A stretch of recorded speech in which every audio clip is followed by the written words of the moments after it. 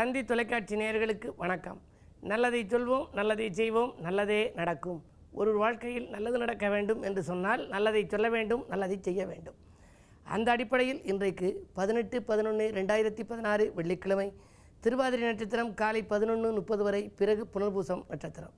இன்றைக்கு வ.உ.சி அவர்கள் நினைவு நாள். அவரை நாம் நினைவு கொள்ள வேண்டும். நாமும் நாட்டுப்பற்று மிக்கவர்களாக வாழ வேண்டும்.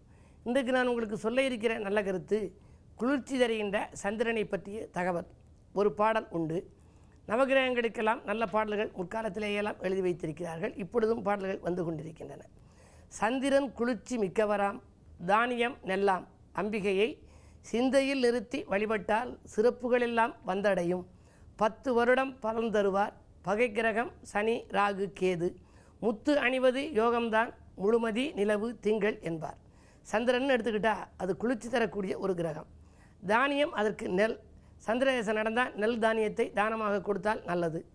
அம்பிகையை சிந்தையில் நிறுத்தி வழிபட வேண்டுமாம். சந்திரதேசை நடப்பவர்களெல்லாம் தெற்கு பார்த்து அம்பிகையை கும்பிட வேண்டும். 10 வருடங்கள் சந்திர திசை. பகை கிரகம் யார்? சனி ராகு கேது. முத்து மோதிரம் அவருக்காக அணிய வேண்டிய மோதிரம். நல் முத்து என்பது பாலில் போட்டால் மிதக்கும். முத்து அணிவது யோகம்தான், முழுமதி நிலவு திங்கள் என்பார். வஸ்திரம் வெள்ளை பட்டாகும், வளர் சுவை உப்பு சாத்வீகம். அஸ்திர புஷ்பம் வெள் அரளி, அனைத்தும் வாச மலர்களுமாம். 2.25 நாள் ராசிக்குள் இருந்து பயணம் செய்பவராம், திரண்ட செல்வம் வரவேண்டின் தெய்வம் அபிராமி தேவதையே என்று ஒரு பாடல். அபிராமியை வணங்கினாலும் இந்த சந்திரதேசை நடப்பவர்களுக்கு நல்ல பலன் கிடைக்கும். கடகராசிக்காரர்கள், ரிஷபராசிக்காரர்கள், விருச்சிக ராசிக்காரர்கள் சந்திரனுக்கு முக்கியத்துவம் கொடுக்கிற ராசிக்காரர்கள். கடகராசிக்கு சந்திரன் சொந்த வீடு, ரிஷபராசிக்கு சந்திரன் உச்சம், விருச்சிகத்திலே சந்திரன் நீச்சம். இந்த 3 ராசிக்காரர்களும் சந்திரனுடைய ஆதிக்கம் மிக்கவர்கள். எனவே அவர்களெல்லாம் என்ன செய்ய வேண்டும் என்றால், அபிராமி அம்மன் சன்னதிக்கு செல்ல வேண்டும். திருக்கடையூர் அபிராமி சன்னதிக்கு சென்று அபிராமி அம்மன் அமிர்தகடேஸ்வரரை வழிபாடு செய்ய வேண்டும். முன்னதாகவே கள்ளவாரண பிள்ளையாரையும் வழிபட்டு வர வேண்டும். நிலவு நிறைந்த நாளிலும் வழிபடலாம், அல்லது நிலவை பார்த்து வழிபட்டு விட்டும் அங்கு சென்று வரலாம். அற்புதமான அந்த ஸ்தலம். சந்திரனுக்கென்று உரியது அம்பிகை. சந்திரதேசை நடப்பவர்கள் சிந்தித்து செயல்பட்டால், சிந்தையில் நிறுத்தி அம்பிகையை வழிபட்டால் அவர்களுடைய வாழ்க்கையில் வளர்ச்சி கூடும் என்ற நல்ல கருத்தை தெரிவித்து இனி இன்றைய ராசி பலன்களை இப்பொழுது உங்களுக்கு வழங்கப் போகின்றேன். மேசராசி நேயர்களே, புண்ணிய காரியங்களுக்கு பொருளுதவி செய்யும் நாள். புதிய நண்பர்கள் உங்களுக்கு அறிமுகமாவார்கள். அஷ்டமத்து சனியின் ஆதிக்கம் இருப்பதால் விரயங்கள் கூடுதலாகத்தான் இருக்கும். ஆரோக்கிய தொல்லையும் ஓரளவு இருக்கலாம். உத்தியோகத்தில் திடீர் மாற்றங்கள் உண்டாகும். வரும் மாற்றம் நல்ல மாற்றமாகவே இருக்கலாம். உயர்வோடு கூடிய மாற்றம் என்றே கருதலாம். கடிதம் கணித தகவலை கொண்டு வந்து சேர்க்கும் நாள் இந்த நாள். ரிஷபராசினியர்களே, உங்களுக்கெல்லாம் வருமானம் திருப்தி தரும் நாள். வாகன மாற்றம் செய்வது பற்றி சிந்திப்பீர்கள். பழைய வாகனங்களை கொடுத்துவிட்டு புதிய வாகனங்கள் வாங்கலாம் என்ற எண்ணம் உருவாகும்.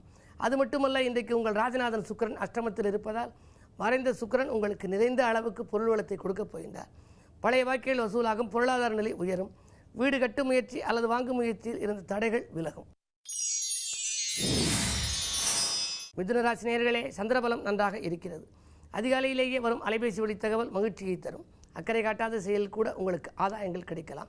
9ல் கேது இருப்பதால் பெற்றோர் வழியில் பிரச்சனைகள் ஏற்பட்டு அகலும். கொஞ்சம் விட்டு கொடுத்து செல்வது நல்லது. புதிய ஒப்பந்தங்கள் வருவதில் தாமதம் ஏற்படலாம்.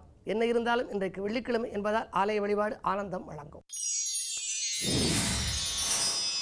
கடகராசி நேயர்களே, உங்களுக்கெல்லாம் மனதில் நினைத்ததை மறுகணமே செய்து முடிக்கும் நாள்.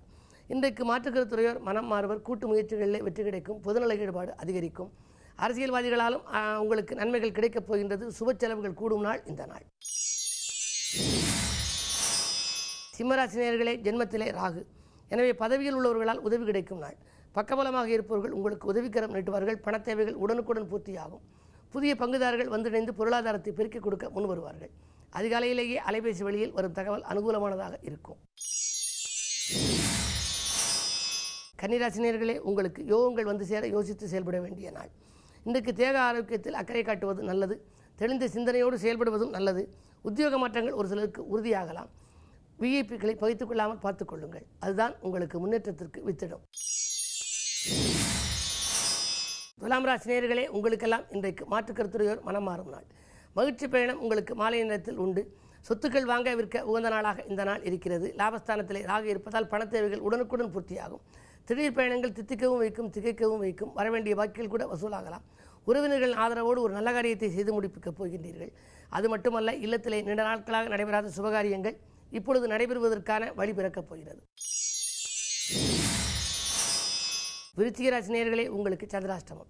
எனவே எதை செய்தாலும் கொஞ்சம் யோசித்து செய்ய வேண்டிய நாள். அது மட்டுமல்ல, இறை வழிபாட்டிலும் கவனம் செலுத்துங்கள். விரயங்களை சமாளிக்க வேண்டிய நாள். வெற்றிகள் வந்து சேர விழிப்புணர்ச்சி உங்களுக்கு தேவை. 11ஆம் இடத்திலே குரு பகவான் இருக்கிறார். எனவே பணவரவு திருப்திகரமாகவே இருக்கும். தனாதிபதி 11இல் இருக்கும் பொழுது பணவரவு திருப்திகரமாகவே இருக்கும். இருந்தாலும் செலவுகள் கூடுதலாக இருக்கும். இன்றைக்கு குடும்பத்திற்கு தேவையான விலையுந்த பொருட்கள், அத்தியாவசிய பொருள், ஆடம்பர பொருட்களை வாங்கலாம். குழந்தைகளின் எதிர்கால நலன் கருதி அதற்குரிய சீர்வரிசைகள் வாங்கலாம். தங்கம், வெள்ளி போன்றவற்றை வாங்குவதிலும் தனி கவனம் செலுத்துவது நல்லது. தனுசு ராசி நேயர்களே, உங்களுக்கெல்லாம் தடைகள் அகலும் நாள். வசதிகள் பெருக வழிபிறக்கும். வாய்ப்புகள் வந்து சேரும். வரன்கள் வாயில் தேடி வரலாம். பெண்வெளி பிரச்சனைகள் அகலும். பயணத்தால் பலன் கிடைக்கும். பக்குவமாக பேசி காரியங்களை சாய்த்துக் கொள்வீர்கள். புதிய ஒப்பந்தங்களை கையெழுத்திட்டு மகிழும் உன்னதமான நாள் இந்த நாள். மகர ராசி நேயர்களே, உங்களுக்கெல்லாம் இன்றைக்கு தெய்வீக சிந்தனை மேலோங்கும் நாள். திடீர் மாற்றங்கள் தொழிலில் ஏற்படலாம். செவ்வாய் பலம் நன்றாக இருப்பதால் இன்றைக்கு உடன்பிறப்புகள் உங்களுக்கு உதவிக்கரம் நீட்டுவார்கள். கடன் சுமை குறைய புதிய வழிபிறக்கும். வீடு வாங்க விற்க எடுத்த முயற்சிகளில் இருந்த தடைகள் அகலும். கோபத்தை கொஞ்சம் குறைத்து கொண்டு செயல்படுவது நல்லது. மறைந்த ராகுவால் நிறைந்த தனலாபம் உண்டு என்பதை நினைவில் கொள்ளுங்கள். கிழமையின் அடிப்படையில் பார்க்கின்ற பொழுது இன்றைக்கு துர்க்கையை வழிபடுவது நல்லது. கும்பராசி நேயர்களே, உங்களுக்கெல்லாம் பதவி மாற்றங்களால் பதட்டங்கள் ஏற்படும் நாள். பக்கத்தில் உள்ளவர்களை கொஞ்சம் அனுசரித்துக் கொள்வது நல்லது. 8ஆம் இடத்திலே குரு பகவான் இருப்பதால் எதை செய்தாலும் யோசித்து செய்யுங்கள். உதவி வருமானங்கள் வருவதில் கூட தடை இருக்கலாம். ஊர் மாற்ற சிந்தனைகளும் வீடு மாற்ற சிந்தனைகளும் மேலோங்கும். வரும் மாற்றங்களை ஏற்றுக்கொள்வதா வேண்டாமா என்பது சுய ஜாதகத்தை பொறுத்து இருக்கிறது. மேலதிகாரிகளிடம் கொஞ்சம் அனுசரணையாக நடந்து கொள்வதுதான் நல்லது. இந்த நாளை மேலும் இனிய நாளாக அமைத்துக்கொள்ள ஆலய வழிபாட்டை மேற்கொள்ளுங்கள். மீனராசி நேயர்களே, குருவின் பரிபூர்ண பார்வை இருக்கிறது. வளர்ச்சி பாதையை நோக்கி அடியெடுத்து வைக்கப் போகின்றீர்கள். வருமான பற்றாக்குறை அகலும். வாங்கல் கொடுக்கல்கள் ஒழுங்காகும். ஆரோக்கியம் சீராகி ஆனந்தப்படுத்தும். தொழிலில் நீங்கள் எதிர்பார்த்த நற்பலன்கள் உங்களுக்கு கிடைக்கும். லாபமும் வந்து சேரும். உத்தியோகத்தில் உள்ளவர்களுக்கு உயர் பதவிகள் பொறுப்புகள் கூட கிடைக்கலாம். இந்த நாளை மேலும் இனிய நாளாக நீங்கள் அமைத்துக்கொள்ள தெற்கு நோக்கி அம்பிகையை வழிபாடு செய்யுங்கள். மேலும் விவரங்கள் அறிய தினத்தந்தி படியுங்கள்.